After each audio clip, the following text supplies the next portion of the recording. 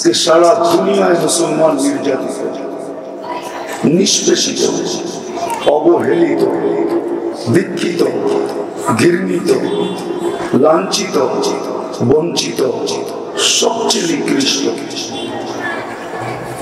যদি না হতো তাহলে প্রাণীবাদী বলে একটা সংস্থা আছে দুনিয়াতে যারা প্রাণী নিয়ে কাজ করে। আপনাদের এলাকায় আছে কি আমি জানি না, কিন্তু আমাদের খিলগাঁও এলাকায় দেখি মাঝে মাঝে ফজরের পরে কিছু লোক ছুটে আসে কুকুরের বাচ্চাগুলোকে খাওয়ানোর জন্য, কুকুরকে আহার দেওয়ার জন্য। আপনাদের এলাকায় আসে কিনা জানি না, কিন্তু আভিজাত্য এলাকার ভিতরে আসে প্রতিদিন সকালে, ফজরের পরে চলে আসে, কনকনে শীতের ভিতরে আসে। ওদেরকে যদি জিজ্ঞাসা করা হয় এই সাত সকালে আপনি কুকুরকে খাওয়াইতেছেন, তারা বলবে আমরা প্রাণীবাদী, প্রাণী নিয়ে কাজ করি। আজ পর্যন্ত পেপারের পাতায় পাবেন না কোন প্রাণীবাদী সংস্থা একটা বিবৃতি দিছে মানুষও তো একটা প্রাণী না, প্রাণী না? হ্যাঁ, প্রাণ আছে ভিতরে না নাই? মানুষও তো একটা প্রাণী। একটা বিবৃতি আপনি আমাকে ফেসবুকে দেখাইতে পারবেন না, কোন মিডিয়ায় দেখাইতে পারবেন না যে প্রাণীবাদীরা একটা বিবৃতি দিছে যে দিন রাত ঘুম মায়েরা এতগুলো মানুষকে কেন মারা হলো।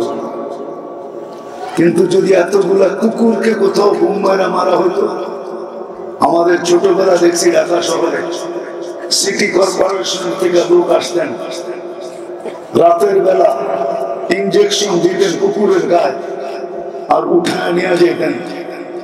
এখন তো প্রত্যেক গলিতে রাত্রে মানুষের সম্মেলন না হলেও কুকুরের সম্মেলন হয়, না হয় না? এরকম প্রত্যেক গলিতেই কুকুরের সম্মেলন হতেছে। এখন আর সিটি কর্পোরেশন আলাদা নেয় না, কেননা প্রাণীবাদীরা এর বিরুদ্ধে দাঁড়াইছে, না মারা যাবে না, এরা প্রাণী, অবুঝ প্রাণীকে মারবেন কেন? কিন্তু আজ পর্যন্ত আমাকে বুঝান, বলুক আমাকে যারা 24 ঘন্টা মিডিয়ার মধ্যে চোখ রাখে, যে মিডিয়ার কোন শিরোনামে উঠছে যে প্রাণীবাদীরা একটা কথা বলছে,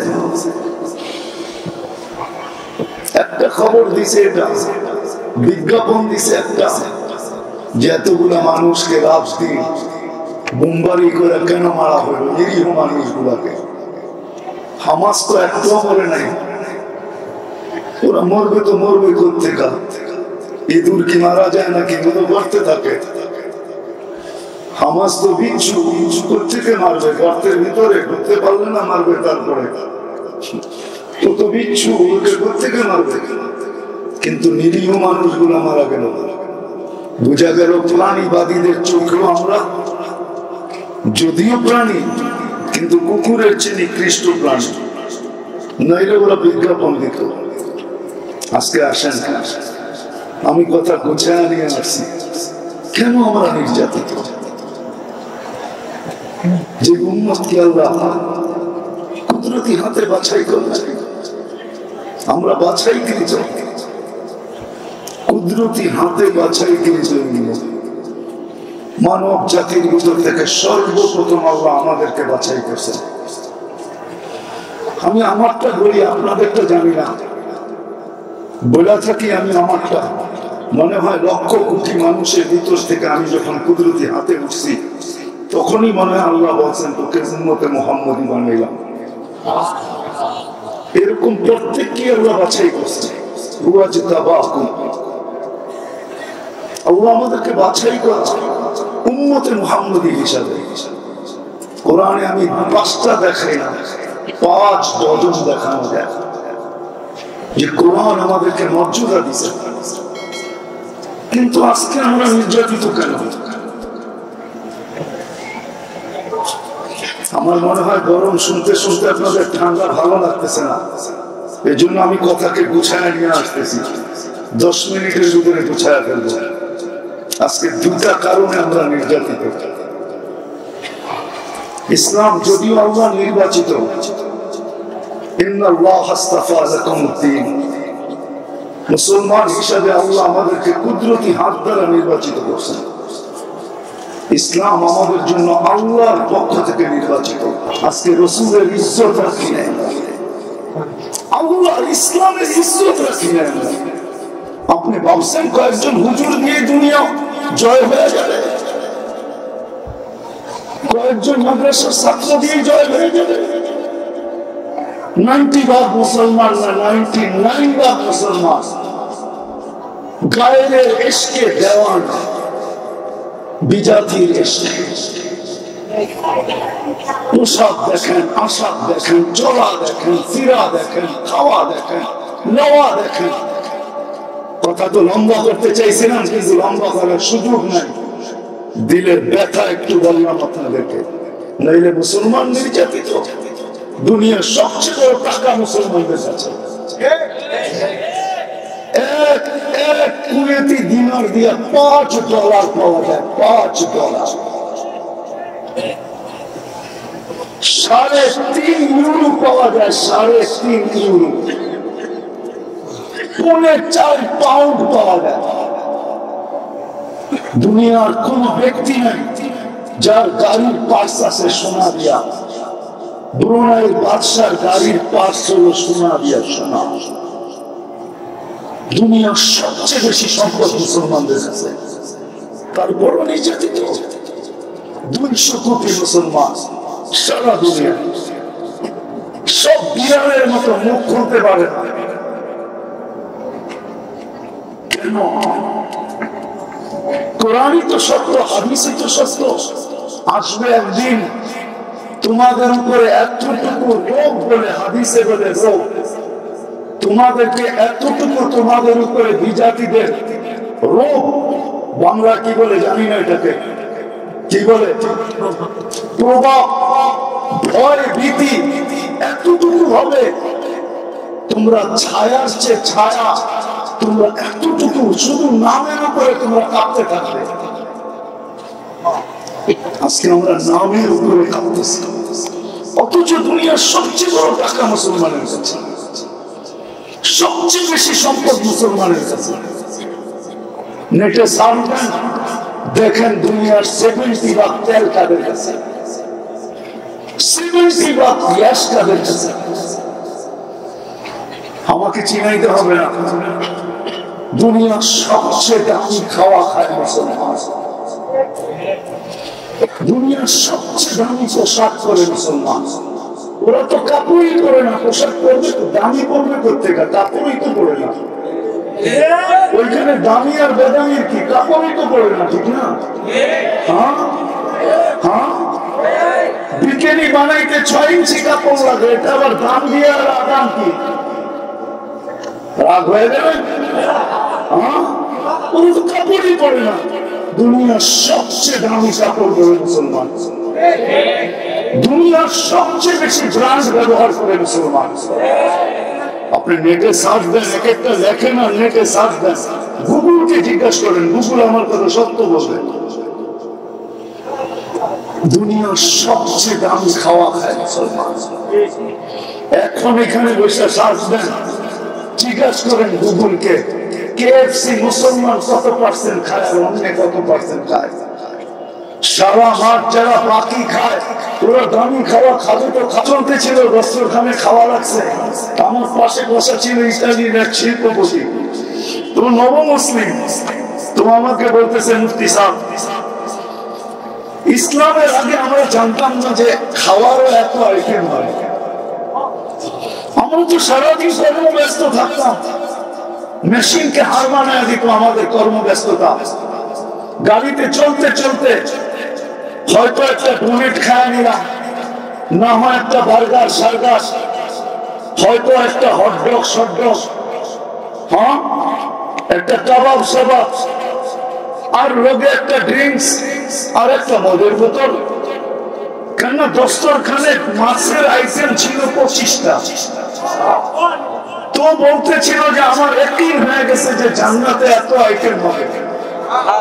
কেন ইসলামের আগে খাওয়ার এত আইটেম, তো কসম খায় বলতেছিল যে আমার জানা ছিল না, জানা ছিল না। আমি 2019-এ সময় লাগাইছি আমেরিকাতে।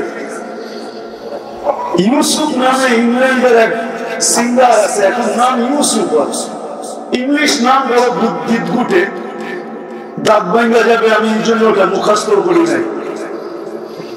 তো বড় সেলিব্রিটি না, এখনো নেটে মিলে পাওয়া যাবে, ওর গান আছে।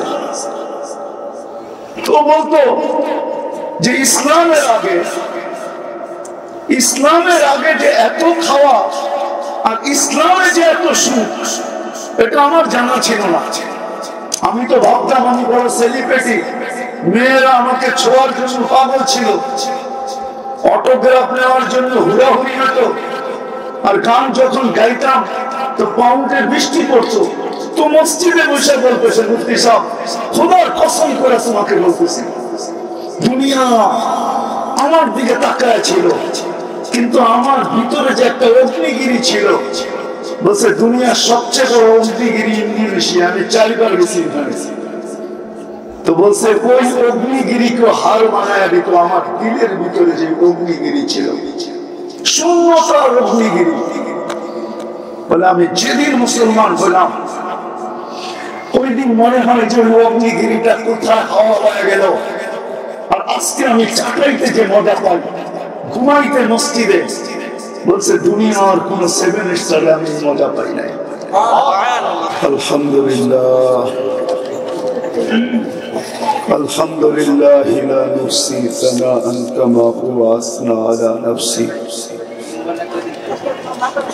اللهم لك الحمد كما ينبغي لجلال وجهك وعظيم سلطانك اللهم لك الحمد كله دكه جله سره علانيته أوله وآخره وصغيره وكبيره اللهم لك الحمد حمدا خالدا مع خلودك دائما مع دوامك لا منتهى له دون علمك ولا منتهى له دون معصيتك الأحد الصمد الذي لم يتخذ صاحبة ولا ولد خلق الخلق وأحصاهم عدد رفع السماء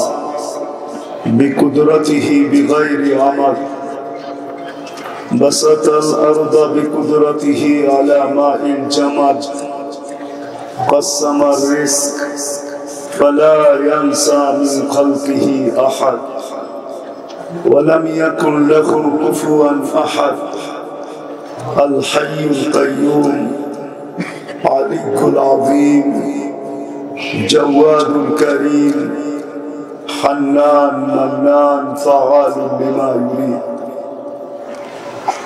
والصلاة والسلام على حبيبنا وقطعة كبدنا محمد رسول الله الذي أعطاه خلق آدم معرفة شيش شجاعة نوح خلة إبراهيم لسان إسماعيل رضا إسحاق فصاحة صالح حكمة لوط بشرى يعقوب جمال يوسف صبر أيوب طاعة يونس جهاد يوشع صوت داود حب دانيال وقار إلياس زهد عيسى قوة موسى حيبة سليمان وعلم الخضر صلى الله عليه وعلى آله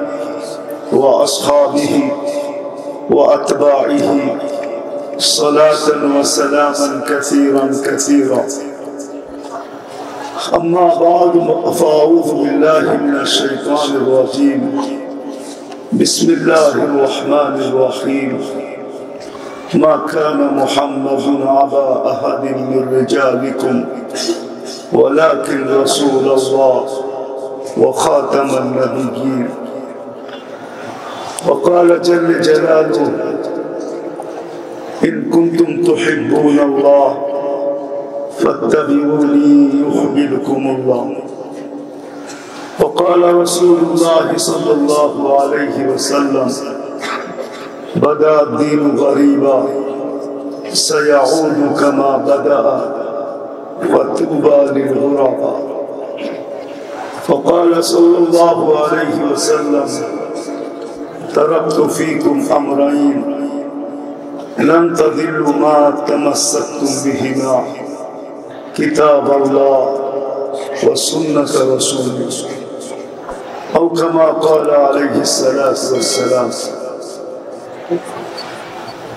খতম নবুয়তের সম্মানিত সভাপতি, উপস্থিত উলামায়ে কেরাম, এলাকা থেকে আগত মুসলমান ভাইয়েরা, যেই পর্যন্ত লাউড স্পিকারের আওয়াজ পৌঁছতেছে, যদি কান পাতার সুযোগ থাকে তো পর্দার অন্তরালে মা ও বোনেরা, কোরআন হাদিস থেকে যতটুকুই তেলাওয়াত করলাম আশা রাখি একই সামনে রেখে অতি অল্প সময় কিছু কথা রাখবো।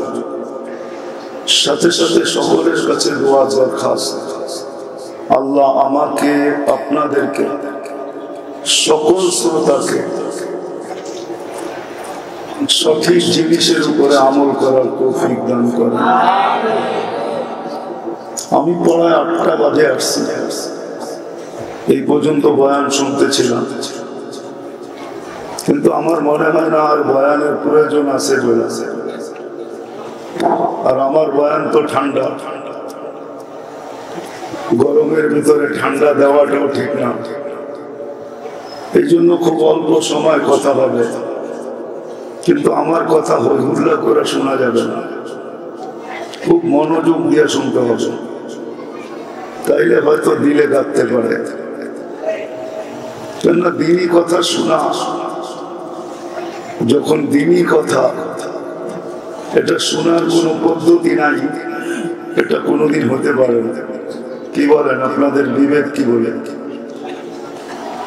এই জন্য আল্লাহ কোরআনে বলেন ফাস্তামিউ, দিল লাগায় শুনে, আনসিতু, বিলকুল চুপচাপ, লাআল্লাকুম তুরহামুন, তাইলে সন্দেহহীন, কোনো সন্দেহ নাই এতে যে আল্লাহ রহমতের চাদর দিয়ে আমাদেরকে ঢাকবেন না।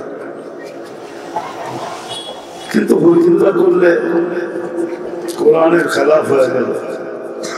কোরআন বলে ফাস্তামিউ ওয়া আনসিতু। এই জন্য আশা রাখবো সবার কাছে যে দিলের কান দিয়া শুনবে, শুনবেন তো, কোন আওয়াজ না, সাউন্ড, এমনি আবাসিক পরিবেশের ভিতরে ওয়াজ দীর্ঘ রাত পর্যন্ত করা ঠিক না। সবাই তো এক মেজাজের, এক পছন্দের, এক রুচির না, আবার কেউ সুস্থ আছে, কেউ অসুস্থ আছে। এই জন্য দীর্ঘ রাত পর্যন্ত হওয়া এটা আমি সমুচিত মনে করি না। যা হোক, কথা শুরু করা যাক। যা এতক্ষণ পর্যন্ত আমি শুনতেছিলাম, সারমর্ম এটাই মনে হয় যে ফিলিস্তিনের বিষয়টা নিয়ে আমাদের সবার মন ভাঙা, ঠিক না? একটু আস্তে বলেন, জোরে না। না না না, জোরে না, আস্তে বললেই চলবে। আবারও জোরে বলেন আপনারা। আমি জোর চাই না, প্রথমেই বলছি আস্তে বলেন, আস্তে বললেই হয়। মুসলমানের সবচেয়ে বড় দোষ তো এটা, যা করবে 100 বছর পরে ওটা বইলা দিবে 100 বছর আগে। কেউ আজ পর্যন্ত ডোল পিটায়া চুরি করে নাই। ডোল পিটায়া যে আমি চুরি করতে আসতেছি, এই কোন চোর আজ পর্যন্ত ডোল পিটায়া করে না। এটাই আমাদের দুর্বলতা, যেটা করব 100 বছর পরে এটা বইলা দেই 100 বছর আগে। তো বাড়িওয়ালা লাঠি রুটি দিয়ে ঠিক মতো বসে থাকে যে আসতে দাও, দেখি কেমনে সাইজ করা যায়। যদিও বুখারী পড়ছে আল হারবু খিদাতুন, ধোঁকা ছিল, একটা পলিসি ছিল, যাকে এটা আমার আলোচ্য বিষয়। আমি যেদিকে নিয়ে যেতে চাইতেছি দেখি সবার দিলে লাগে কিনা। আর আমি যে বক্তাদের নাম দেখলাম, কালকে ছিলেন যারা, আজকে ছিলেন যারা, কালকে থাকবেন যারা, গতকালকে ছিলেন যারা, আজকে ছিলেন যারা, আগামীকালকে যারা থাকবে, এদের সামনে আমার কথা বলা যোগ্যতা আছে বলে আমি মনের ভিতর থেকে বলতেছি, আমি মনে করি না। কিন্তু তারপরও চলে আসছি। আমাদের ভাইজানের বড় অনুরোধ, এই জন্য 2-4টা কথা বলতেছি যে আমাদের 2 ঘন্টা অবধি, 2.5-2.5 ঘন্টা আমি শুনতেছিলাম। আমার এটাই অনুভব হয়েছে যে ফিলিস্তিন নিয়ে সবার মন ভাঙা। কিন্তু আমার একটা প্রশ্ন হল, শুধু ফিলিস্তিন নিয়ে না, সারা দুনিয়ার মুসলমানকে যদি দেখা যায় তো সারা দুনিয়ার মুসলমান বর্তমানে নির্যাতিত, নিষ্পেষিত, অবহেলিত, ঘৃণিত, দীক্ষিত, লাঞ্ছিত, একবারে নিকৃষ্ট। কেন? কি কারণ? কেন আমরা এরকম হলাম? এরকম আমরা নির্যাতিত কেন? এটাই আমি বুঝাইতে চাইতেছি আপনাদেরকে। কেন আমরা নির্যাতিত? প্রতিবাদ তো আমরা এই পর্যন্ত 2 ঘন্টা শুনলাম, কিন্তু এখানে কয়জন হাত উঠাইতে পারবে যে প্রতিবাদের সাথে সাথে হাদিসে তো ছিল তারুদ্দুল বালা, এর চেয়ে বড় বিপদ মুসলিম জাহানের উপরে কি হবে যে আজকে সারা মুসলিম জাহান নির্যাতিত। বাইতুল মুকাদ্দাস এখনো তালা দেওয়া, জুমার নামাজ হইলেও আজকে রাস্তায় হয়েছে, বাইতুল মুকাদ্দাসে হয়নি। এটা কি নবীর শিক্ষা ছিল না? না ছিল না? বলেন আমাকে। যাক, একটা প্রমাণ হয়ে গেল যে আমরা শুধু প্রতিবাদ। আমি আসল কথা নিয়ে যেতেছি, মুসলমান সারা দুনিয়ায় নির্যাতিত কেন? মুসলমান বলবো না, আমি উম্মতে মুহাম্মদ, যে উম্মতকে আল্লাহ বিশেষ রহমত দ্বারা উম্মতে মুহাম্মদীর অন্তর্ভুক্ত করলেন। আমরা উম্মতে মুহাম্মদী সদিচ্ছায় হয়েছি। মুসলমানের ঘরে আমাদের অস্তিত্ব সদিচ্ছায় না, এটা মানতে হবে। আল্লাহ সবচেয়ে বড় রহমতে খাস, বিশেষ রহমত, ওটার মাধ্যমে মনে হয় নির্বাচিত হয়ে আমরা মুসলমানের ঘরে। অস্বীকার করতে পারবেন? এর চেয়ে বড় বিশেষ রহমত আমরা উম্মতে মুহাম্মদ।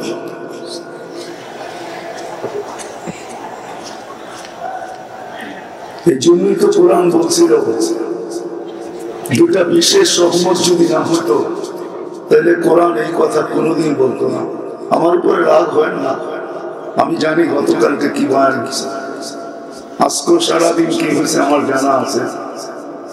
2.5 ঘন্টা পর্যন্ত তো আমি শুনতেছিলাম, কিন্তু আমার এই প্রশ্নের উপর আপনার রাগ হয় না। একটু বিবেক দিয়ে ভাবেন, শুধু প্রতিবাদী হওয়া উচিত ছিল না আমাদের, সাথে সাথে আল্লাহর দরবারে ধর্ণা দেওয়া দরকার ছিল। 2 রাকাত সালাতুল হাজত যদি পড়া বলতাম, মালিক প্রতিবাদ করতে পারি, করলাম, কিন্তু আসল মেসেজটা তোমাকে দিয়ে দিলাম। কেননা আমরা 7 সমুদ্র 13 নদীর এই পারে, আমাদের ওই পর্যন্ত পৌঁছা সম্ভব না। তোমার কাছে মেসেজটা দিলাম, তুমি দেখা রেখো। এতগুলা মানুষ, আমার মনে হয় এই এলাকার কেউ পড়ে না, পড়লেও 2-1 দিন পড়ছে, যে ওই পর্যন্ত পড়তে থাকবো, যে পর্যন্ত সমাধান না হয়। যা হোক, যেটা আমি বুঝাইতে চাইতেছি, আমি একটা দিকে আপনাদেরকে নিয়ে যেতে চাইতেছি। আল্লাহ করুক আজকে সবার বিবেকের পর্দা খোলো। আমি বিবেকের পর্দা খুলতে চেয়েছি। যতদিন পর্যন্ত বিবেকের পর্দা না খুলবে, ঘুষ খাইলে বলে হুশ হয়, চোর গেলে বুদ্ধি হয়।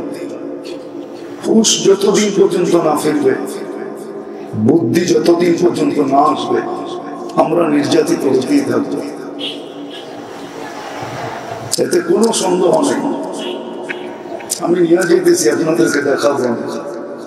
অল্প সময়ের ভিতরে কথাকে গুছায় নিব। আমার দিল যে ভাঙ্গা না এমন না, বা আমি যে বিরোধিতা করতেছি এমন না, আমার দিলও ভাঙ্গে না। ভাঙ্গা না হলে এই কথাগুলো বাহির হতো না।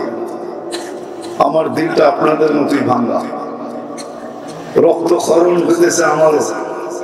যেমন আপনারা বলবেন আমাদের হইতেছে, এই জন্যই তো আমরা চিৎকার দিতেছি।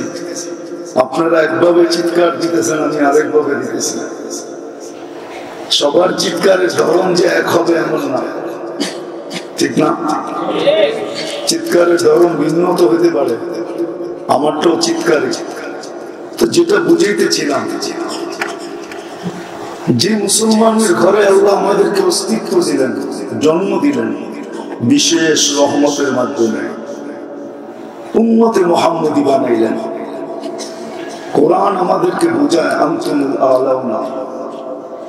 তারপরে কোরআন ঘোষণা দেয় আনতুমুল আলাউনা, তোমরা সবার উপরে থাকবে, তোমাদের উপরে আমি কাউকে উঠতে দিব না। কোরআন বলে উলাইকা লাহুমুল আমান, নিরাপত্তার চাদরে তোমাদেরকে আমি বেষ্টিত রাখবো। কোরআন বলে লাহুম রিজকুন কারীম, তোমাদেরকে আমি ক্লান্তিহীন লালিত পালিত করব। হাদিস যদি দেখি তো হাদিস আরো কিছু বলে, লারাযাকাকুম কামা ইয়ারযুকুত তাইর, পাখির মতো তোমাদেরকে পালবো। কোরআন যদি দেখি তো কোরআন বলে লাহুম হায়াতান তাইয়্যিবা, সুখ শান্তির জীবন আমি তোমাদেরকে দিব। কোরআন বলে ইন্নাল ইজ্জাতা লিল্লাহি ওয়া লিরাসূলিহি ওয়া লিল মুমিনিন, ইজ্জতের মালা আমি তোমাদের গলায় পরাবো। কিন্তু আজকে যদি পটভূমি দেখি, তাইলে বিলকুল কোরআনের বিপরীত দেখা যায়। যে শব্দগুলো আমি বললাম, আজকে সারা দুনিয়ায় মুসলমান নির্যাতিত, নিষ্পেষিত, অবহেলিত, দীক্ষিত, ঘৃণিত, লাঞ্ছিত, বঞ্চিত, সবচেয়ে নিকৃষ্ট। যদি না হতো, তাহলে প্রাণীবাদী বলে একটা সংস্থা আছে দুনিয়াতে, যারা প্রাণী নিয়ে কাজ করে। আপনাদের এলাকায় আছে কি আমি জানি না, কিন্তু আমাদের খিলগাঁও এলাকায় দেখি মাঝে মাঝে ফজরের পরে কিছু লোক ছুটে আসে কুকুরের বাচ্চাগুলোকে খাওয়ানোর জন্য, কুকুরকে আহার দেওয়ার জন্য। আপনাদের এলাকায় আসে কিনা জানি না, কিন্তু আভিজাত্য এলাকার ভিতরে আসে প্রতিদিন সকালে। ফজরের পরে চলে আসে, কনকনে শীতের ভিতরে আসে। ওদেরকে যদি জিজ্ঞাসা করা হয় এই সাত সকালে আপনি কুকুরকে খাওয়াইতেছেন, তারা বলবে আমরা প্রাণীবাদী, প্রাণী নিয়ে কাজ করি। আজ পর্যন্ত পেপারের পাতায় পাবেন না কোন প্রাণীবাদী সংস্থা একটা বিবৃতি দিছে মানুষও তো একটা প্রাণী না, প্রাণী না? হ্যাঁ, প্রাণ আছে ভিতরে না নাই? মানুষও তো একটা প্রাণী। একটা বিবৃতি আপনি আমাকে ফেসবুকে দেখাইতে পারবেন না, কোন মিডিয়ায় দেখাইতে পারবেন না যে প্রাণীবাদীরা একটা বিবৃতি দিছে যে দিনরাত ঘুম মারা এতগুলো মানুষকে কেন মারা হলো। কিন্তু যদি এতগুলা কুকুরকে কোথাও ঘুম মারা মারা হতো, আমাদের ছোটবেলা দেখছি ঢাকা শহরে সিটি কর্পোরেশন থেকে লোক আসতেন, রাতের বেলা ইনজেকশন দিতেন কুকুরের গায়ে আর উঠায় নিয়ে যেতেন। এখন তো প্রত্যেক গলিতে রাত্রে মানুষের সম্মেলন না হলেও কুকুরের সম্মেলন হয়, না হয় না? মনে হয় বুঝাইতে পারি না। আমি তো প্রতি রাত্রেই দেখি, ঢাকা যখন ফিরি রাত্রে বাসায় ঘুমানো যায় না, কেননা আমার গলির ভিতরে অনেকগুলো থাকে। নতুন কোন মানুষ গেলেই তার নিচে ছুটতে থাকে আর আওয়াজ করতে থাকে, আর নিচের আওয়াজ উপরে বেশি লাগে, নিচে কম লাগে। একটু উপরে থাকি তো আওয়াজে ঘুমানো যায় না। এরকম প্রত্যেক গলিতেই কুকুরের সম্মেলন হইতেছে। এখন আর সিটি কর্পোরেশন আলাদা নেয় না, কেননা প্রাণীবাদীরা এর বিরুদ্ধে দাঁড়াইছে। না, মারা যাবে না, এরা প্রাণী, অবুঝ প্রাণীকে মারবেন কেন? কিন্তু আজ পর্যন্ত আমাকে বুঝান, বলুক আমাকে, যারা 24 ঘন্টা মিডিয়ার মধ্যে চোখ রাখে, যে মিডিয়ার কোন শিরোনামে উঠছে যে প্রাণীবাদীরা একটা কথা বলছে, একটা খবর দিছে, এটা বিজ্ঞাপন দিছে একটা, যে এতগুলা মানুষকে লাভ দিয়ে বোমবারি করে কেন মারা হলো নিরীহ মানুষগুলাকে। হামাস তো একটাও মরে নাই, ওরা মরবে তো মরবে কোত্থেকা? ইঁদুর কি মারা যায় নাকি? মতো করতে থাকে। হামাস তো বিচ্ছু, কোত্থেকে মারবে? গর্তের ভিতরে ঢুকতে পারলে না মারবে, তারপরে ও তো বিচ্ছু, ওকে কোত্থেকে মারবে? কিন্তু নিরীহ মানুষগুলো মারা গেল। বুঝা গেল প্রাণীবাদীদের চোখেও আমরা যদিও প্রাণী, কিন্তু কুকুরের চেয়ে নিকৃষ্ট প্রাণী, নইলে ওরা বিজ্ঞাপন দিত। আজকে আসেন, আমি কথা গুছিয়ে নিয়ে আসছি, কেন আমরা নির্যাতিত? যে উম্মতকে আল্লাহ কুদরতি হাতে বাছাই করলেন, আমরা বাছাইকৃত, কুদরতি হাতে বাছাইকৃত মানব জাতির ভিতর থেকে সর্বপ্রথম আল্লাহ আমাদেরকে বাছাই করছেন। আমি আমারটা বলি, আপনাদেরটা জানি না, বলা থাকি আমি আমারটা। মনে হয় লক্ষ কোটি মানুষের ভিতর থেকে আমি যখন কুদরতি হাতে উঠছি, তখনই মনে হয় আল্লাহ বলছেন তোকে উম্মতে মুহাম্মদী বানাইলাম।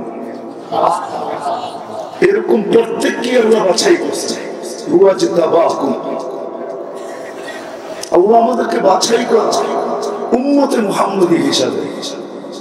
কোরআনে আমি 5টা দেখাই না, 5 ডজন দেখানো যায় যে কোরআন আমাদেরকে মর্যাদা দিচ্ছে। কিন্তু আজকে আমরা নির্যাতিত কেন? আমার মনে হয় গরম শুনতে শুনতে আপনাদের ঠান্ডা ভালো লাগতেছে না, এই জন্য আমি কথাকে গুছানো নিয়ে আসতেছি। 10 মিনিটের ভিতরে গুছায় ফেলবো। আজকে 2টা কারণে আমরা নির্যাতিত। ইসলাম যদিও আল্লাহ নির্বাচিত,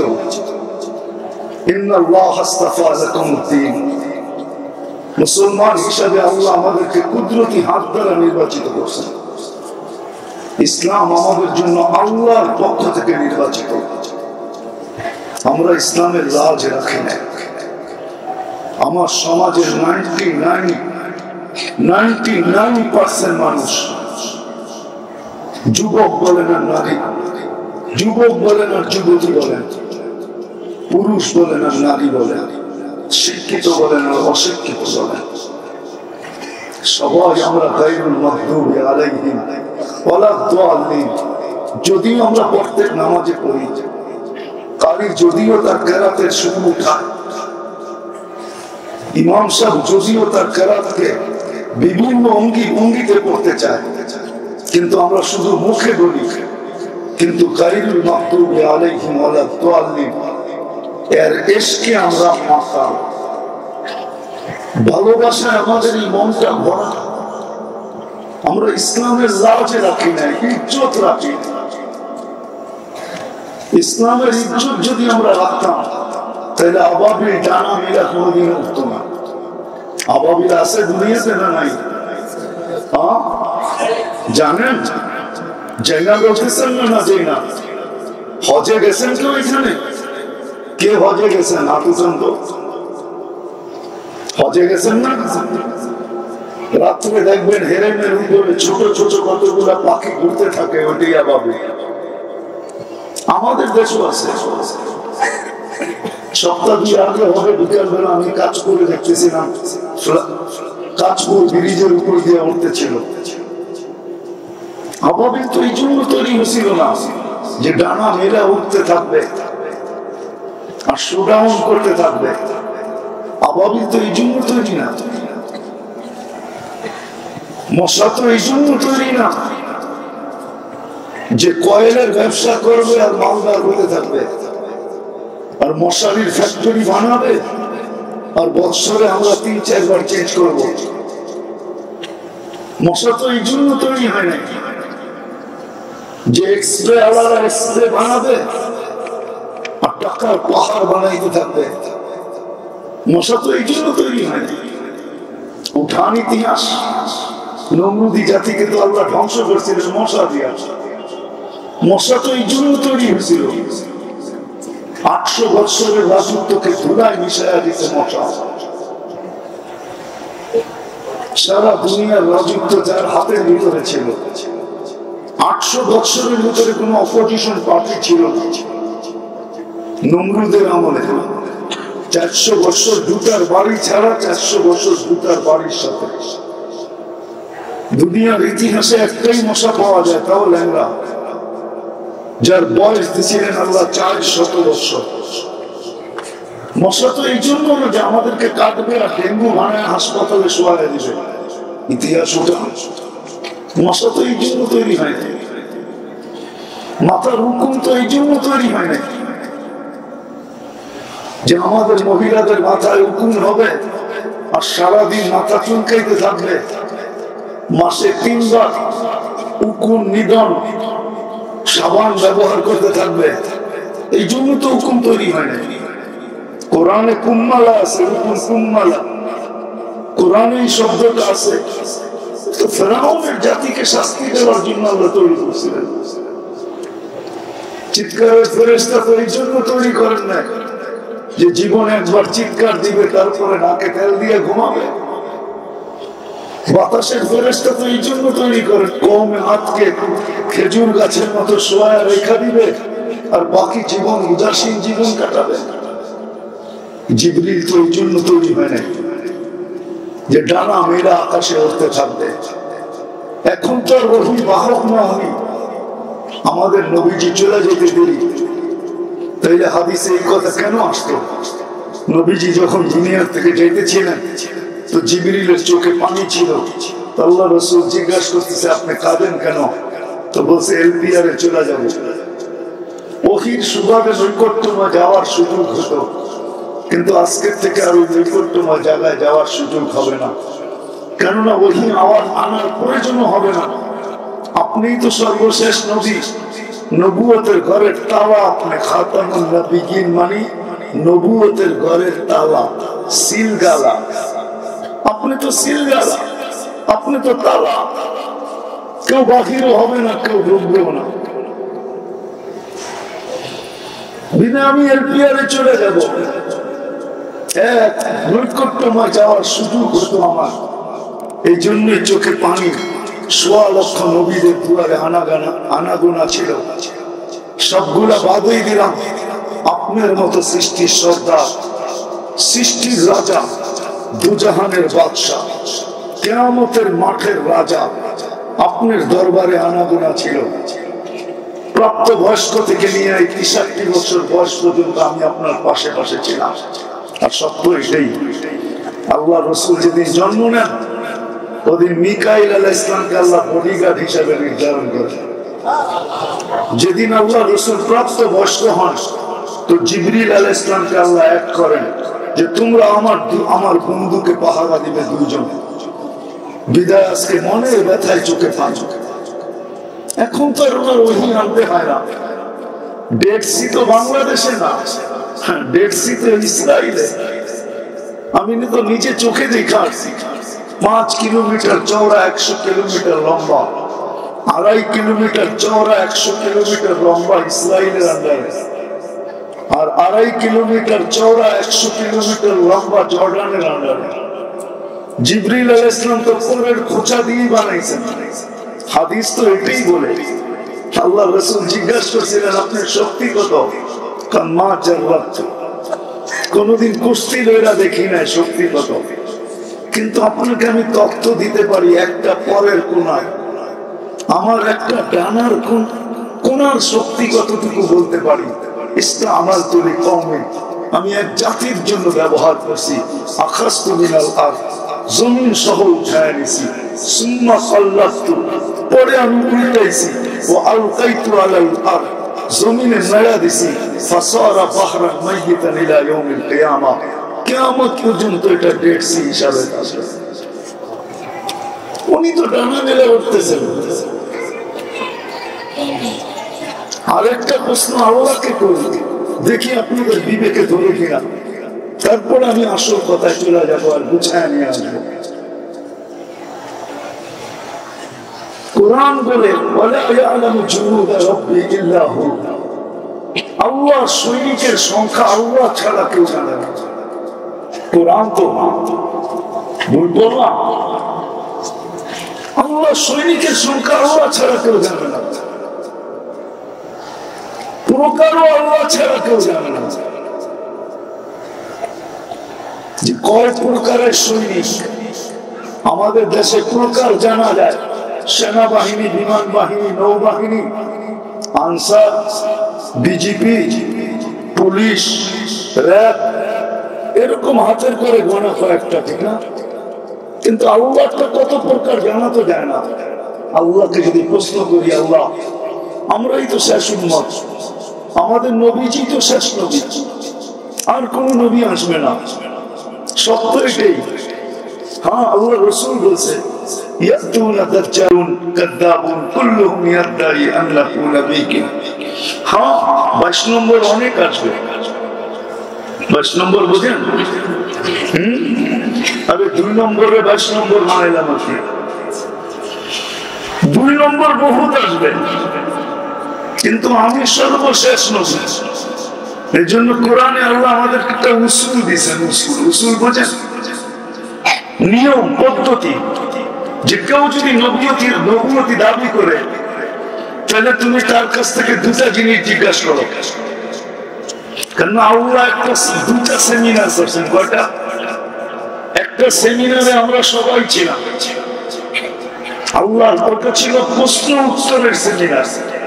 আল্লাহর প্রশ্ন ছিল আলাস্তু বিরাব্বিকুম, আমি কি তোমাদের রব নই? ওইখানে জবাব ছিল, প্রশ্ন ছিল আর জবাব ছিল, এতটুকু সেমিনার শেষ। আমরা সবাই জবাব দিছি বলা আপনি আমাদের রব। সেমিনার শেষ। আরেকটা সেমিনার ছিল যেখানে আমরা ছিলাম না। ওয়াইদ আখাযাল্লাহু মিসাকান নাবিয়্যিন, কোরআন বলে ওইখানে নবী রাসূলরা ছিলেন, বক্তা আল্লাহ ছিলেন।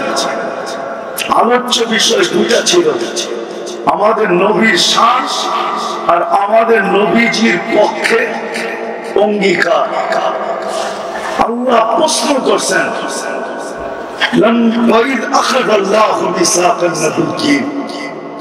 যখন আল্লাহ নবীদের থেকে অঙ্গীকার নিছেন, রাসূলদের থেকে, ওই সেমিনারের ভিতরে তো আল্লাহ আমাদেরকে বুঝাইতে চেয়েছিলেন। আল্লাহ নবীদেরকে বলছেন আমি তোমাদেরকে কিতাব দিব, হিকমত দিব, সুম্মা ইয়াতিকুম রাসূল, তারপর আমার রাসূল আসবে, তোমরা এর উপরে ঈমান আনবে তো, একে সাহায্য করবে তো?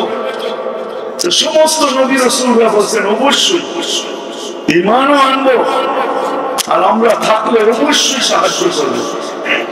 যার কারণে ঈসা আলাইহিস সালাম চিৎকার দিয়ে যেতেছেন ইয়াতি মিন বাদ ইসমুহু আহমদ, আমার পর এক নবী আসবে যিনার নাম মুহাম্মদ আহমদ, যিনার নাম আহমদ হবে।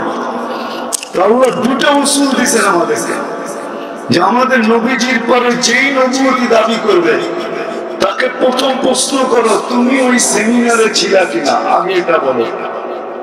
মনে হয় বুঝাইতে পারি নাই, তুমি ওই সেমিনারে ছিলা কিনা। দ্বিতীয় ওর কাছ থেকে বলো যে তুমি যে নবী ওই কাগজটা দাও, কেননা ওই আয়াতের ভিতরে আছে সুম্মা ইয়াতিকুম রাসূল, আমার রাসূল আসবে মুসাদ্দিকুন লিমা মাআকুম, তোমরা জানিয়া যাইতেছ তোমাদেরকে জানি নবী রাসূল বানাইয়া প্রত্যেকটার ভিতরে সত্তাইতের সিগনেচার আমার বন্ধু থাকবে। মনে হয় বুঝাইতে পারি না, সত্তাইতের সিগনেচার আমার বন্ধুর থাকবে। কোরআন বলে মুসাদ্দিকুল লিমা মাআকুম, তোমাদের সাথে যা আছে এটাকে সত্যায়িত করবে আমার বন্ধু। বিদায় তোমাদের কাছে যদি কেউ আসে যে নবী হিসাবে, তো প্রথম প্রশ্ন করো একে যে তুমি ওই সম্মেলনে ছিলা কিনা। যদি বলে হ্যাঁ, তাহলে বলো কাগজটা দাও দেখি আমাদের নবীজির সিগনেচার আছে কিনা। আর এই দুটা কোনোদিন কেউ একসাথে করতে পারবে না কিয়ামতের সকাল পর্যন্ত। দুটা একসাথে কেউ করতে পারবে না। তাইলেই বোঝা যাবে যে এটা 22 নম্বর, এটা 2 নম্বর। আল্লাহ আমাদেরকে বিবেক পাবে এক সূক্ষ্ম দলিল দিয়া দিয়েছেন। যাও, যেটা আমি বুঝাইতে চেয়েছিলাম যে আল্লাহকে যদি প্রশ্ন করি, আল্লাহ আমাদের নবীজির পরে তো আর কোনো নবী নাই, আমাদের পরে কোনো উম্মত নাই, আপনি এত সৈনিক রেখা করবেন তো করবেন কি, কোথায় কাজে লাগাবেন? আপনি নিজেই তো বলতেছেন আপনি সৈনিকের সংখ্যা আপনি ব্যতীত কেউ জানে না, প্রকারও কেউ জানে না, তো এটা কোন কাজে লাগাবেন? প্রশ্ন আসে কি আসে না? আসল জায়গায় আমি চলে আসছি। মেরে দোস্ত, আজকে আমাদের নির্যাতিত হওয়ার সবচেয়ে বড় কারণ যেটা, দুটা কারণ আমার কাছে। রাগ হয়ে যাবে যুবকরা, একজন যুবক এখানে নাই, যারা দাঁড়ায় আছে বা বসা আছে ভিতরে, বা যারা আমার শুনতেছে, আজ পর্যন্ত এই এলাকায় যতদূর আওয়াজ যেতেছে যে আজ পর্যন্ত চুল কাটছে, একবারও সেলুনে যায় বলা তো দূরের কথা, মনে মনে এই নিয়ত করা কখনো যায় না, মনে মনে যে আমি আজকের চুলটা আমার নবীর আদর্শ মতো কাটবো বা কোরআনের আলোকে কাটবো।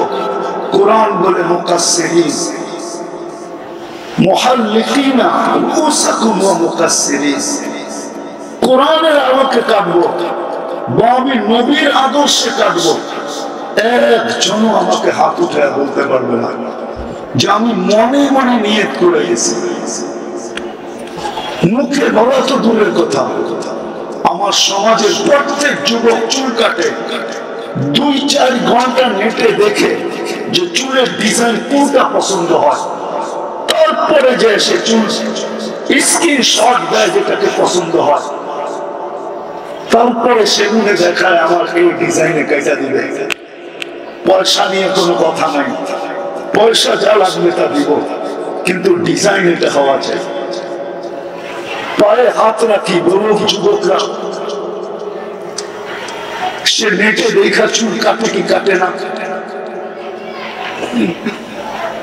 বলুক আমাদের মা বোনরা কয়জন এরকম আছে এইখানে, যতজনই দাঁড়ানো আছে বিয়ে করছে, বলো বিয়ে তো একটা করলাম, আল্লাহ রসুল তো 11টা বিয়ে করছে, আমি তো একটা করলাম।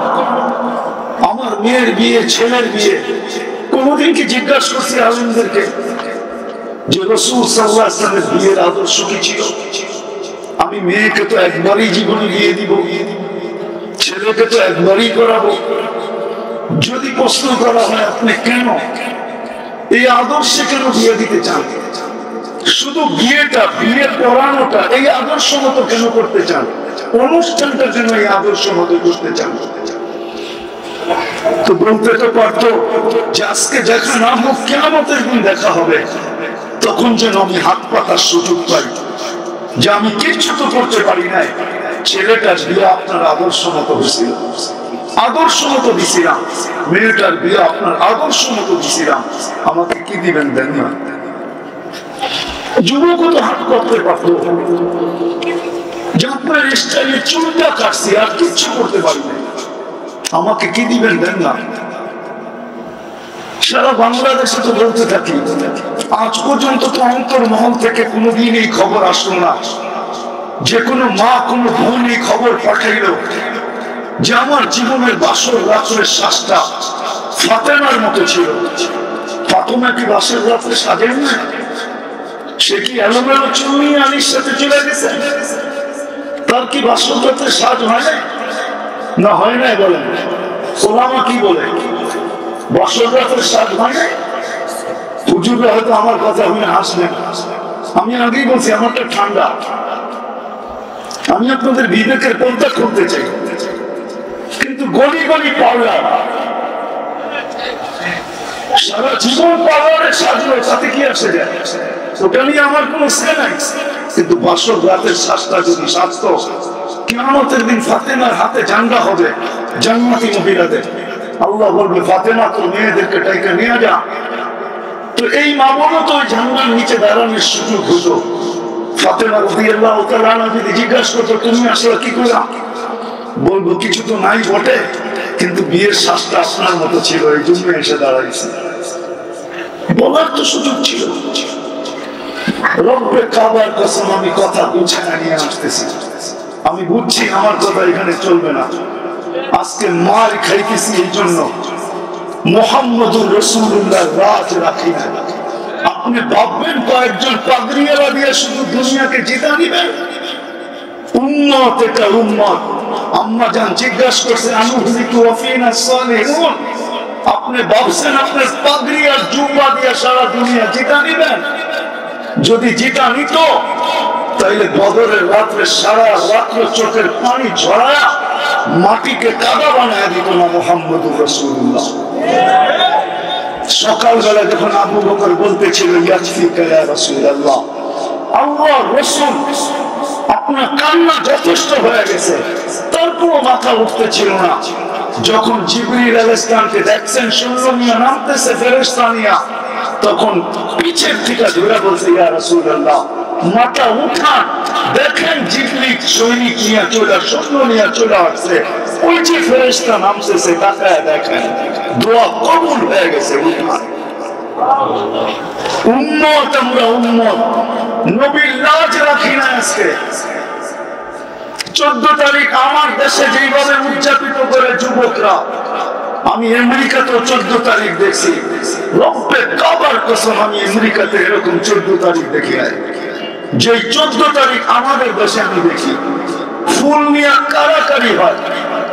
আজ পর্যন্ত 14 তারিখে বহুত ফুলের দোকান আমাকে সাক্ষী দিবে, তাকে মাল পর্যন্ত খাইতে হয়েছে। কারণ আগে ফোন করে বলছে আমার ফুলটা রেখা দিবি, তারপরে বিক্রি করলে করবি, না করলে না করবি। ফুলে বিক্রি করে ফেলছে, ফুলটা রাখে না। কি হয় নাই? যুবকরা কি বলে রাগ হয়ে গেলাম?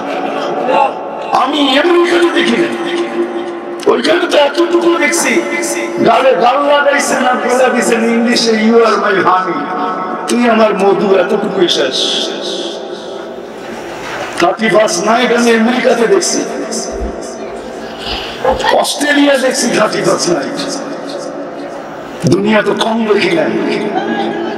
হাদিসে 99 বলতেছি, অহংকার করে বলতেছিলাম 99টা দেখা শেষ, সেঞ্চুরি করার আশা আছে। আপনাদের কোন উন্নত বিশ্ব তো দেখি বাকি নাই, যে আমি দেখি না। মহাদেশ তো কোনটা বাকি নাই। আজকে রাসূলের ইজ্জত রাখি নাই, আল্লাহর ইসলামের ইজ্জত রাখি নাই। আপনি ভাবছেন কয়েকজন হুজুর দিয়ে দুনিয়া জয় হয়ে যাবে? কয়েকজন মাদ্রাসার ছাত্র দিয়ে জয় হয়ে যাবে? 90% মুসলমান না, 99% মুসলমান গায়ের ইশকে দেওয়ান, বিজাতির ইশকে। পোশাক দেখেন, আশাক দেখেন, চলা দেখেন, ফিরা দেখেন, খাওয়া দেখেন, নেওয়া দেখেন। কথা তো লম্বা করতে চাইছিলাম, কিন্তু লম্বা করার সুযোগ নাই। দিলের ব্যথা একটু বললাম আপনাদেরকে, নইলে মুসলমান নির্যাতিত। দুনিয়ার সবচেয়ে বড় টাকা মুসলমানদের কাছে। এক কুয়েতি দিনার দিয়া $5 পাওয়া যায়, $5। 3.5 ইউরো পাওয়া যায়, 3.5 ইউরো। 4.5 পাউন্ড পাওয়া যায়। দুনিয়ার কোন ব্যক্তি নাই যার গাড়ির পার্টস আছে সোনা দিয়া। ব্রুনাইয়ের বাদশার গাড়ির পার্টস হলো সোনা দিয়া, সোনা। দুনিয়ার সবচেয়ে বেশি সম্পদ মুসলমানদের আছে, তারপরও নির্যাতিত 200 কোটি মুসলমান সারা দুনিয়া। সব বিড়ালের মতো মুখ খুলতে পারে না। কেন? কোরআনই তো সত্য, হাদিসই তো সত্য। আসবে একদিন তোমাদের উপরে এতটুকু রোগ বলে, হাদিসে বলে রোগ, তোমাদেরকে এতটুকু তোমাদের উপরে বিজাতিদের রোগ, বাংলা কি বলে জানি না, এটাকে কি বলে, প্রভাব, ভয়, ভীতি এতটুকু হবে, তোমরা ছায়ার চেয়ে ছায়া, তোমরা এতটুকু শুধু নামের উপরে তোমরা কাঁপতে থাকবে। আজকে আমরা নামের উপরে কাঁপতেছি, অথচ দুনিয়ার সবচেয়ে বড় টাকা মুসলমানের কাছে, সবচেয়ে বেশি সম্পদ মুসলমানের কাছে। নেটে সার্চ দেখেন দুনিয়ার 70% তেল কাদের কাছে, 70% গ্যাস কাদের কাছে। আমাকে চিনাইতে হবে না, দুনিয়ার সবচেয়ে দামি খাওয়া খায় মুসলমান, দুনিয়ার সবচেয়ে দামি পোশাক করে মুসলমান। ওরা তো কাপড়ই করে না, পোশাক করবে তো দামি করবে করতে, কাপড়ই তো পরে না। ওইখানে দামি আর বেদামির কি, কাপড়ই তো পরে না, ঠিক না? হ্যাঁ হ্যাঁ, বিকেনি বানাইতে 6 ইঞ্চি কাপড় লাগে, এটা আবার দাম দিয়ে আর দাম কি রাগ হয়ে যাবে? হ্যাঁ, ওরা তো কাপড়ই পরে না। দুনিয়ার সবচেয়ে দামি কাপড় পরে মুসলমান, দুনিয়ার সবচেয়ে বেশি ব্র্যান্ড ব্যবহার করে মুসলমান। আপনি নেটে সার্চ দেন, এক একটা লেখেন আর নেটে সার্চ দেন, গুগলকে জিজ্ঞাসা করেন, গুগল আমার কথা সত্য বলবে। দুনিয়ার সবচেয়ে দামি খাওয়া খায় মুসলমান। এখন এখানে বসে সার্চ দেন, জিজ্ঞাসা করেন গুগলকে, কেএফসি মুসলমান কত পার্সেন্ট খায় আর অন্য কত পার্সেন্ট খায়। সারা মাঠ যারা বাকি খায়, ওরা দামি খাওয়া খাবে তো চলতে ছিল, দস্তরখানে খাওয়া লাগছে। আমার পাশে বসা ছিল ইতালির এক শিল্পপতি, তো নবমুসলিম, তো আমাকে বলতেছে মুফতি সাহেব, ইসলামের আগে আমরা জানতাম না যে খাওয়ারও এত আইটেম হয়। আমরা তো সারাদিন কর্মব্যস্ত থাকতাম, মেশিনকে হার মানায় দিত আমাদের কর্মব্যস্ততা। গাড়িতে চলতে চলতে হয়তো একটা ডোনেট খায় নিলাম, না হয় একটা বার্গার সার্গার, হয়তো একটা হটডগ শটডগ, হ্যাঁ একটা কাবাব সাবাব, আর রোগে একটা ড্রিঙ্কস আর একটা মদের বোতল। কেননা দস্তরখানে মাছের আইটেম ছিল 25টা। তো বলতেছিল যে আমার একই হয়ে গেছে যে জান্নাতে এত আইটেম হবে।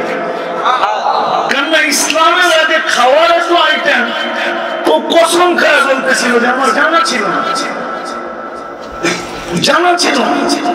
আমি 2019-এ সময় লাগাইছি আমেরিকাতে। ইউসুফ নামে ইংল্যান্ডের এক সিঙ্গার আছে, এখন নাম ইউসুফ আছে, ইংলিশ নাম বড় বিদঘুটে, দাঁত ভাঙা যাবে, আমি এই জন্য ওটা মুখস্থ করি নাই। তো বড় সেলিব্রিটি না, এখনো নেটে মিলে পাওয়া যাবে, ওর গান আছে। তো বলতো যে ইসলামের আগে যে এত খাওয়া আর ইসলামে যে এত সুখ, এটা আমার জানা ছিল না। আমি তো ভাবতাম আমি বড় সেলিব্রিটি, মেয়েরা আমাকে ছোঁয়ার জন্য পাগল ছিল, অটোগ্রাফ নেওয়ার জন্য হুড়াহুড়ি হতো, আর গান যখন গাইতাম তো পাউন্ডের বৃষ্টি পড়তো। তো মসজিদে বসে বলতেছে মুফতি সাহেব, খোদার কসম করে তোমাকে বলতেছি, দুনিয়া আমার দিকে তাকায় ছিল, কিন্তু আমার ভিতরে যে একটা অগ্নিগিরি ছিল, বলছে দুনিয়ার সবচেয়ে বড় অগ্নিগিরি ইন্দোনেশিয়া, আমি 4 বার গেছি এখানে। তো বলছে ওই অগ্নিগিরিকে হার মানায় দিত আমার দিলের ভিতরে যে অগ্নিগিরি ছিল, শূন্যতার অগ্নিগিরি। বলে আমি যেদিন মুসলমান হলাম, ওই দিন মনে হয় যে অগ্নিগিরিটা কোথায় হাওয়া হয়ে গেল। আর আজকে আমি চাকরাইতে যে মজা পাই, ঘুমাইতে মসজিদে, বলছে দুনিয়ার কোন 7 স্টারে আমি মজা পাই নাই।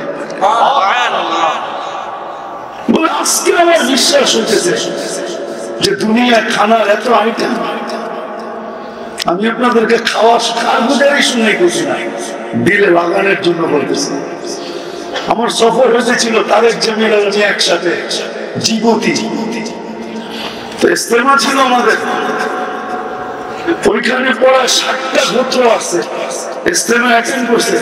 তো সবাই আমাদেরকে এসে বলতেছে আমরা কাল দুপুরে তোমাদেরকে আমাদের ডিশ খাওয়াবো। আমাদের যে বিশেষ খানা হয় 60 গোত্র। ওইখানের যে জিম্মাদার ছিলেন সে আমাদেরকে ইশারা দিছে, হা বলো নাহলে কিন্তু গুলি করে দিবে। কেননা এটা সোমালিয়ার সাথে আজ থেকে 10-12 বছর আগে যখন সোমালিয়া যুদ্ধ চলতেছিল, একদিকে সোমালিয়া, একদিকে ইথিওপিয়া, একদিকে এরিট্রিয়া, তোমরা হাকরা দাও, তো হাকরা দিছেন। দুপুরে যখন গেছি এরকম বড় মাঠ হবে, হলরুম, খানা রেডি করছে 60 আইটেম। তারেক জামিল আমার হাত ধরে পাশের কামরাই ছিল, চলো খাইতে চলতে, চলো গেলাম। আমারে বলতেছে খাওয়া এখন, অনুমতি তো দিলা সবার আগে জোরে, কেননা আমি তো ইশারা দেখে অনুমতি দিছি, আমি এর আগেও গেছি। আমি একে বললাম সবগুলা খাওয়ান না, দেখতে থাকো, যেটা তোমার রুচি লাগে ওটার থেকে 2-4 লোক না খায় নাও, হয়ে যাবে। তো দুনিয়ার সবচেয়ে বেশি আইটেম মুসলমান। রাগ বলেন না, দুনিয়ার সবচেয়ে দামি পোশাক ব্যবহার করে মুসলমান, তারপর নির্যাতিত কেন? আরেকটা কথা যদি বুঝাইতে চাই আপনাদেরকে, আজকে তো আমরা 99 বার ওদের রঙে রঙিন হলাম, ওদের এশকে দেওয়ানা হলাম, ভালোবাসা আমরা দেওয়ানা, ওদের রঙে আমরা রঙিন, ওদের কালচারই আমাদের কালচার, ওদের সাজসজ্জাই আমাদের সাজসজ্জা। তারপর ওরা আমাদেরকে নির্যাতন করে কেন? আমার কথা বুঝেন কিন্তু, কেন নির্যাতন করে? আমরা তো ওদের মতোই।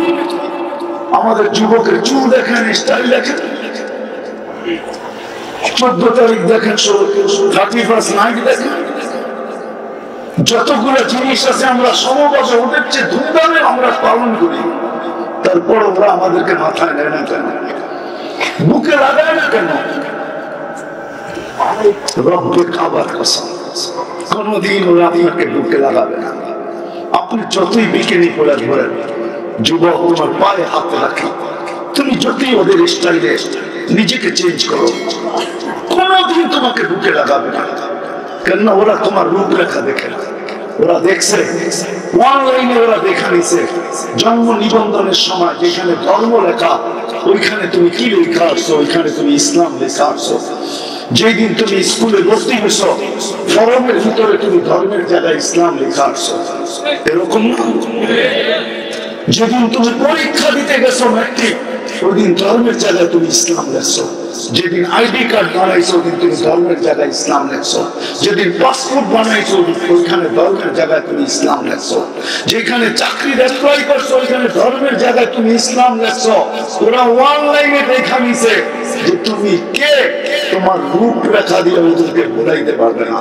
যদি বিশ্বাস না হয়, যাও যাও আমার মা বোনদেরকে বলো, যারা ইসলাম আর মুহাম্মদুর রাসূলুল্লাহ সাল্লাল্লাহু আলাইহি ওয়াসাল্লামের উম্মত হওয়া সত্ত্বেও যারা নিজেদেরকে আধুনিক সাজে সাজাইতে চায়, যাক না আধুনিক সাজে সাজা, যাক না বিকিনি পরে পাসপোর্টটা নিয়ে আমেরিকান এমবাসিতে দেখি ভিসা দেয় কি দেয় না, যাক না। আমি তো দুনিয়ার কম এমবাসি দেখি না, 99টা তো দেখছি, নইলে 99 দেশে গেলাম কি করে? রাগ ভ্রান্তির কথা হতে পারে। এমবাসিতে ঢোকার সাথে সাথে গার্ড ধরে বাহির করে দিতে পারে, বলতে পারে পিকেনি তো করে সি এরিয়া, তুই আমাদের এমবাসিতে আসলি কেন? এমবাসি তো বিকেনির জায়গা না, বিকেনি তো করে সি এরিয়া। সৈন্যদেরকে পড়ে তুই এমবেসিতে কেন আসলি? হতে পারে কার ধাক্কা দিয়ে বাহিরে করে দিতে পারে। আজকে আমরা ইসলামের ইজ্জত রাখি না, উম্মত হওয়ার লাজ রাখি না, মুহাম্মদুর রাসূলুল্লাহর ইজ্জত রাখি না, খাতামুন নবিয়্যির ইজ্জত রাখি না। উম্মত জানেই না লা ইলাহা ইল্লাল্লাহ মুহাম্মাদুর রাসূলুল্লাহ যেরকম ঈমানের অংশ, ঈমান এটাকে ঈমান বলে, খাতামুন নবিয়্যিন মানা এরকমই ঈমান। এক ইঞ্চিও কম না বেশি না।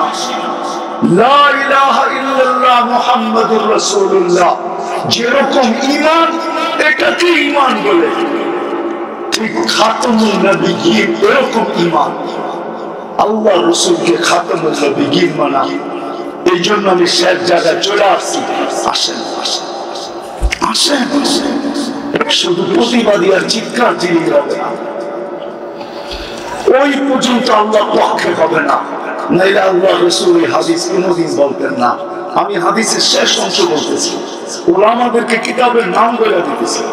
মুনাব্বিহাতে ইবনে হাজার, আল্লামা ইবনে হাজার আসকালানী রাহমাতুল্লাহ আলাইহি লেখেন, ওটা পড়ে দেখেন, ওটার ভিতরে এক হাদিস নকল করা আছে। আল্লাহ রাসূল বলেছেন, হুম বারিদুম মিনহুম ওয়া আনা বারিদুম মিনহুম ওয়া হুম বুরাআউ মিন্নি। একদিন আসবে তোমরা আমার ইজ্জত রাখবে না, আমিও তোমাদের ধার ধারব না। আজকে মনে হয় ওই সময় আমরা আল্লাহ রাসূলের ইজ্জত রাখি না। নাইলে আল্লাহ ডাকে, 5 বেলা আল্লাহ ডাকে। আল্লাহ ইসলামের যদি ইজ্জত রাখতো তাহলে কিছু করতো আর না করতো মুসলমান, কমসে কম তো 5 বেলা মসজিদে আসতো। কয় পার্সেন্ট মুসলমান মসজিদে আসে? জুমার দিন কয় পার্সেন্ট আসে? যুবক যৌবনে মনে হয় বাসমান, তুমি যৌবনের তরঙ্গে।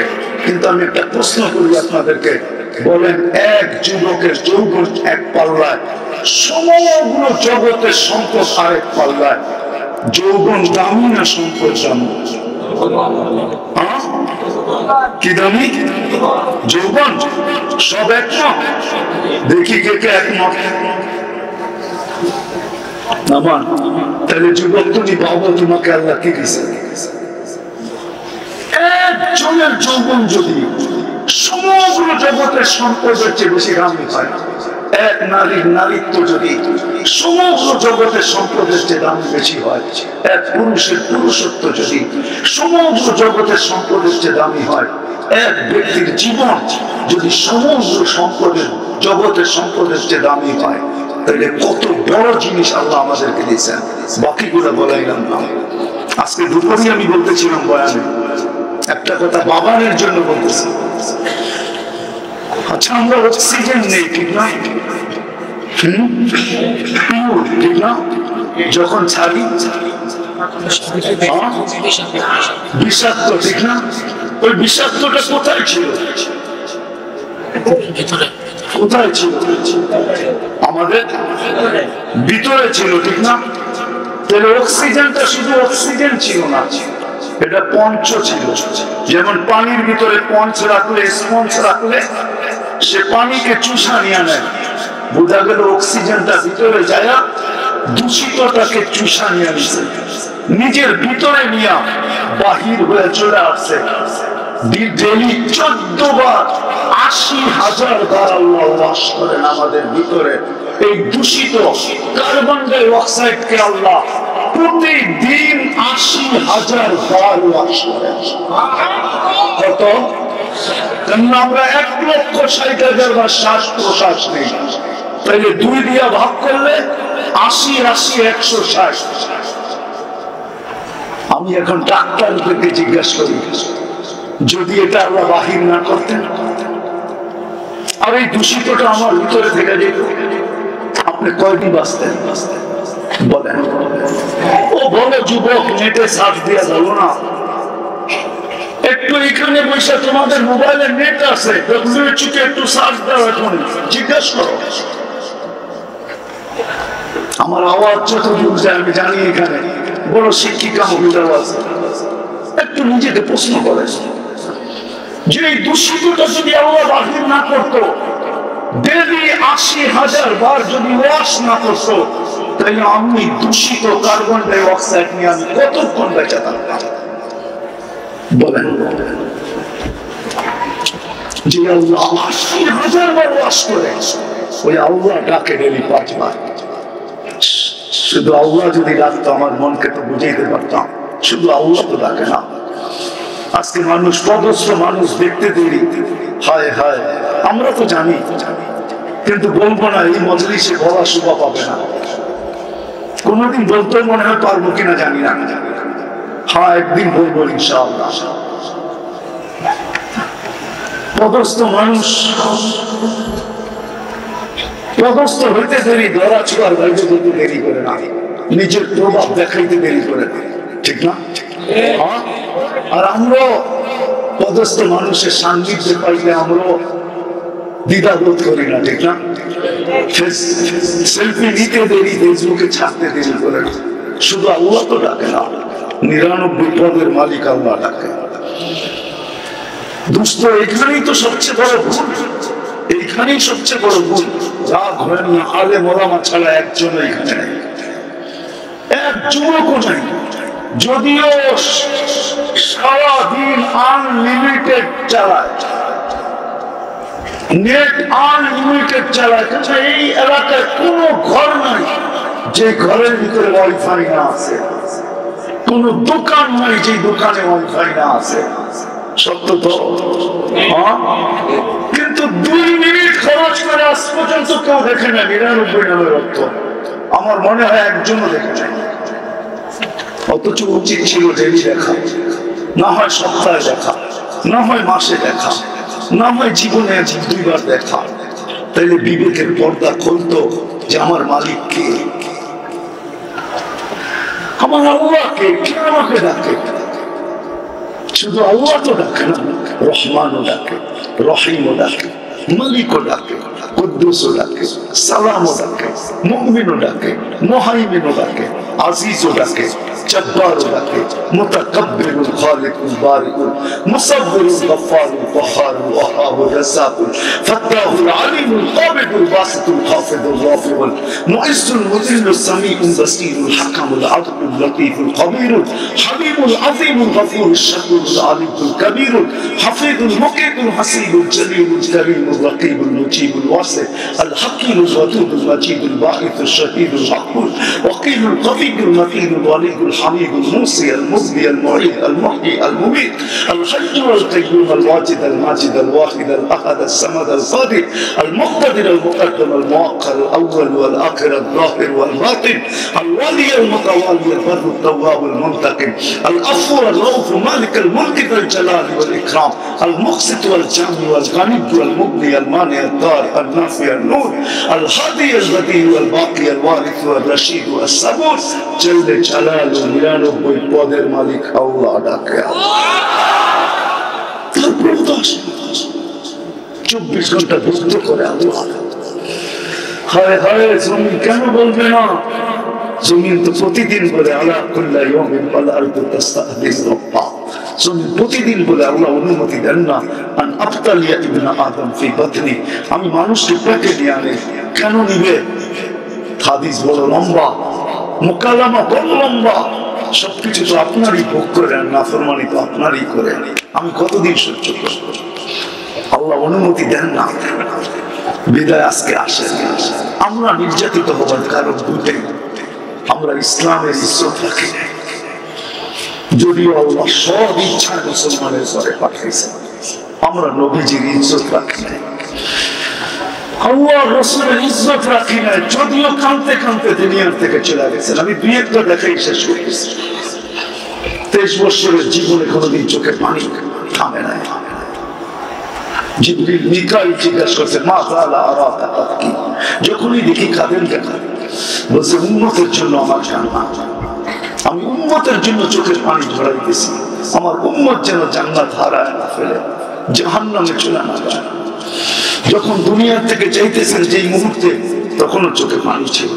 জিবরিল জিজ্ঞেস করছে, এখন কেন কাঁদেন? মান তাইলা রফিকুল আলা, এখন তো আল্লাহর সান্নিধ্যে যাবেন, আল্লাহ অপেক্ষমান, আল্লাহু ইয়ান্তাযিরুকা, আল্লাহ আপনার অপেক্ষায় অপেক্ষমান। ঊর্ধ্বে জগতে খুশি চলতেছে, হাবিব ইয়াসিলুল হাবিব, বন্ধু বন্ধুর কাছে চলে আসবে চিরদিনের জন্য। কাঁদেন কেন? বলছে ফামান লিবাদি উম্মতি, আমার পরে আমার উম্মতকে কে দেখা রাখবে? কবর থেকে যখন উঠবেন, উঠেই জিজ্ঞাসা করবেন আইনা উম্মতি, আমার উম্মত কোথায়? জিবরিল বলবে মা শাক্কাল আরদা ইল্লা আনতা, আপনি ব্যতীত জমিনের উপরে কেউ ওঠেন না, উম্মত ওঠেই নাই। উঠবে, পাবেন উম্মত, উঠেই জিজ্ঞাসা করবে। আজকে আমার জাতি আর আমার সমাজ ইউনিয়ন পরিষদের একটা চেয়ার পাওয়ার জন্য মরতে রাজি, মারতে রাজি, নববধূকে বিধবা করতে রাজি, ছোট ছোট বাচ্চাকে এতিম করতে রাজি, মা বাবার কোল খালি করতে রাজি। কিন্তু কিয়ামতের দিন আমাদের নবীজিকে আল্লাহ মাকামে মাহমুদ দিবেন, কিন্তু বসবেন না। আল্লাহ বলবে কেন বসবেন না? বলবে যে তিন জায়গায় দৌড়াইতে থাকবে তার বসার সুযোগ কোথায়? বলছে তিন জায়গায়। বলছে আমি উম্মতকে বলে আসছি নিজের হাতে হাউজে কাউসারের পানি পান করাবো, আমি তো হাউজে কাউসারে ছুটবো, ওইখান থেকে মিজানের কাছে যাব। আল্লাহ যদি সামনে না ঝোঁকে, আপনি আমাকে প্রতিশ্রুতি দিচ্ছেন আমি চাইলে আপনি দিবেন, সুপারিশ করলে মঞ্জুর করবেন, আমি ওইখানে থেকে সুপারিশ করতে থাকবো, ওইখানে থেকে হাত উঠে চাইতে থাকবো। যদি পাওয়া সামনে না ঝোঁকে, তৃতীয় আমি মিজানে পৌঁছাতে ছুটে যাব। উম্মত পার না হইতে পারলে ইমাম কর্তবী রাখছেন আমি দুরুদের ঘাটতি দিয়ে পার করায় দিব। আমি তিন জায়গায় ছুটতে থাকবো, যে তিন জায়গায় ছুটবে ও বসবে, তো বসবে কি করে? আমি বসবো না।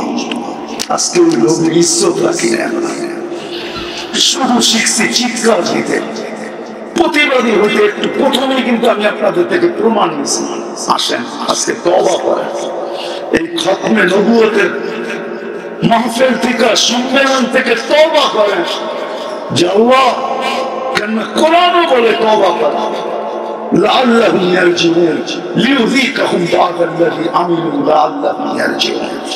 একটা কাহিনী মনে উঠলো, এই জন্য বলতেছি, নাইলে বলার উচিত ইচ্ছা ছিল না। ইতিহাসের পাতা থেকে চেঙ্গিস খান যেদিন বাগদাদ দখল করে, চেঙ্গিস খান যেদিন বাগদাদ দখল করে, তো বাগদাদের চৌরাস্তায় ওই দিন তিনটা বড় বড় মোনাজারা হয়েছিল, তিনটা বড় বড়। ইতিহাসের পাতা খুঁজে রাখেন, একটা বলতেছি, বাকি দুটা বলবো না। চৌরাস্তায় আপসে মুসলমানদের তর্ক বিতর্ক চলতেছিল, মেসওয়াক কতটুকু হওয়া দরকার, 1 বিঘা না এর চেয়ে কম। একদিনে 5 লক্ষ মুসলমান হত্যা করছে চেঙ্গিস খান বাগদাদে। দজলার পানিকে লাল বানায় দিছে। ওই সময় এলেমের রাজধানী ছিল বাগদাদ। ইতিহাসের পাতা উঠান করে দেখেন, বাগদাদের পানি, দজলার পানি, কিতাবের পৃষ্ঠা দিয়া এতটুকু পানি জমা গেছিল যে কোন কোন জায়গা দিয়ে হাইটা পার হওয়া যেত। সর্বপ্রথম বক্তৃতা দিছে জামে মসজিদে বাগদাদের চেঙ্গিস খান, আর তার বক্তৃতার প্রথম বিষয় ছিল এটা, যে মুসলমান তোমরা যে আল্লাহকে মানো, তোমাদের জন্য ওই আল্লাহর আযাব হয়ে আমি আসছি তোমাদের জন্য। উঠান ইতিহাস পড়েন চেঙ্গিস খানের জীবন, ইতিহাস তো পড়বেন না। আজকে তওবার দরকার আমাদের।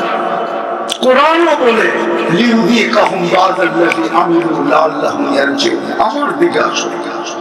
হাদিসও বলে, যদিও হাদিস বলে আহলু মাসিয়াতি লা আতমুকুহুম মির রাহমাতি, হাদিসে কুদসি আল্লাহ চিৎকার দিয়ে বলতেছে উম্মতে মুহাম্মাদি, আমি তোদেরকে আমার রহমত থেকে বঞ্চিত করব না। অন্য উম্মতকে করে দিছি, কিন্তু তোদেরকে করব না।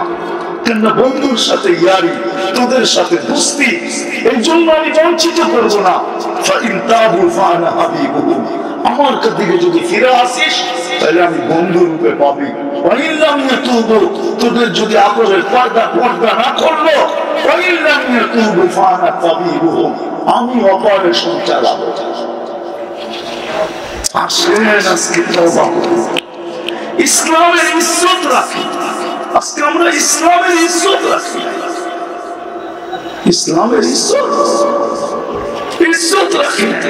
আমি চিনি বহুত লোক, আমি চিনি, আমাকে চিনাইতে হবে না। আমি ফ্রান্সে 2 বার গেছি। ফ্রান্সের এক নব মুসলিম আছে বেলাল, আপনারা তাবলীগীদেরকে জিজ্ঞেস করলে পাবেন, কাকরাইলে যে জিজ্ঞেস করলে পাবেন। বড় পুরান সাথী, ওর স্ত্রী 8 বছর পরে মুসলমান হয়েছে। ও সৌর বিদ্যুতের ইঞ্জিনিয়ার, বহুত বড় ইঞ্জিনিয়ার ফ্রান্সের। তোর স্ত্রীকে নিয়ে মুসলমান হওয়ার পরে বাংলাদেশে আসছিল। তোর স্ত্রী ও সফর করে যাওয়ার পরে আমার তৃতীয় সফর ছিল ফ্রান্সে। তো আমাকে বলতেছে, মুফতি সাহেব, স্ত্রীকে নিয়ে তো তোমাদের দেশে গেছি না, ভালো আরবি বলতে পারে, ফ্রান্সিসি তো ভালোই পারে। তো বলছে, আমার স্ত্রী কি বলছে জানো? আমি বলছি, জানি তো না, বলো কি বলছে। তোমাদের দেশে নিয়ে গেছিলাম আমি। আমার স্ত্রী এসে বলতেছে, বেলাল, যেই জীবনকে থুতু মেরে আমরা ইসলামে আসলাম, তুমি আমাকে কোথায় নিয়ে গেলা? বাংলাদেশে তো যা দেখতেছি, বাংলাদেশের মহিলারা যেই জীবনকে আমরা থুতু দিয়ে ইসলামে আসলাম, ওই জীবনকে তারা জিহ্বা দিয়ে চাটতেছে। আমি আপনাদের বিবেকের পর্দা খুলতে পারি না।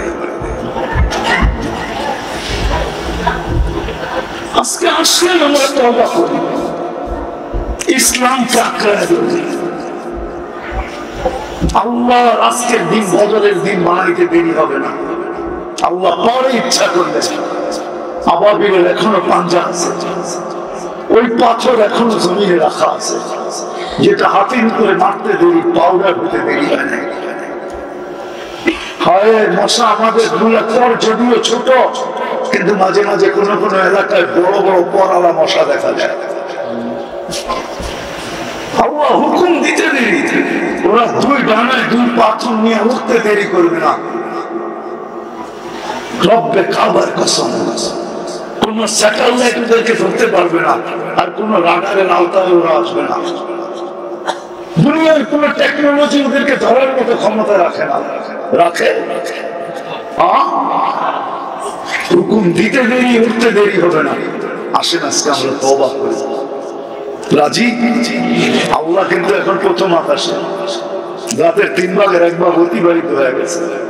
চলেন আমরা কমসে কম আজকে খতমে নবুয়তের জলসা থেকে সারা উম্মতের পক্ষ থেকে তওবা করি আগে, যে আল্লাহ আমরা ভুল করে ফেলছি, আমরা ইসলামের ইজ্জত রাখতে পারি না। এটা উম্মত, ব্যক্তি না। উম্মত কয়েক ব্যক্তি না। আমি হাদিস দিছি, আমাদেরকে বাকনার নিচে করতে হবে। আম্মা জান বলছে, জিজ্ঞাসা করছে, আনুতিকু ওয়াফিনা সালিহুন ক্বালা ইযা কাসুরাল কাবাস। খারাপ লোকদের, হায় হায়, আল্লাহর হাদিস তো শুনাইলামই না। আল্লাহ বলছেন, হাদিসে কুদসির অংশ দিতেছি আমি। আল্লাহ বলে, ফামুতু বিআইয়ি আওদিয়াতিন আন তামুতু ফালা উবালি বিকুমিল্লাহু আলা। যেখানে মনে চাই ওখানে যে মরো, আমি তোমাদের দিকে তাকায়ও দেখব না। আমি ফিলিস্তিনের বিরুদ্ধে না, আগেই বলছি আমি। কিন্তু আমাদের যে করণীয় ছিল তা আমরা করতেছি। এই জন্য তওবা করতে রাজি? হ্যাঁ, কে কে রাজি? তাহলে হাত উঠে বলেন যে উম্মতের পক্ষ থেকে তওবা করলাম, আল্লাহ কবুল করেন। নামান আমি পায়ে হাত রেখা বলবো, বিশেষ করে যুবকদেরকে, বিশেষ করে আমার আওয়াজ যত পৌঁছায়, আসেন আসেন। আজকে বুঝে আসবে না, একদিন বুঝে আসবে ইনশাআল্লাহ। আজকে বুঝে আসবে না, যেদিন আল্লাহ দুজকে ঘোষণা দিবে যে যারা সর্বধর্মে ধর্ম আসলেই বিনা বিদায় ইসলাম দেখত, যদিও জীবনটা ইসলামের মতো ছিল না, ওদেরকে দুজক থেকে বাহির করো। এই ঘোষণাটা যেদিন দিবে, সেদিন সারা দুনিয়ার কাফেররাও বলবে, লাউ কুন্না মুসলিমিন, হায় আমরা যদি এরকম কাগজে মুসলমান হইতাম, তাইলেও তো আজকে বাহির হয়ে যাওয়ার সুযোগ হতো। আসেন ইসলামের ইজ্জত রাখে, উম্মত হওয়ার লাজ রাখে। যদি রাখতে পারি তাহলে আমার বিশ্বাস কালকে সূর্য নতুন কোন খবর নিয়ে উঠতে পারে। তবে এটাও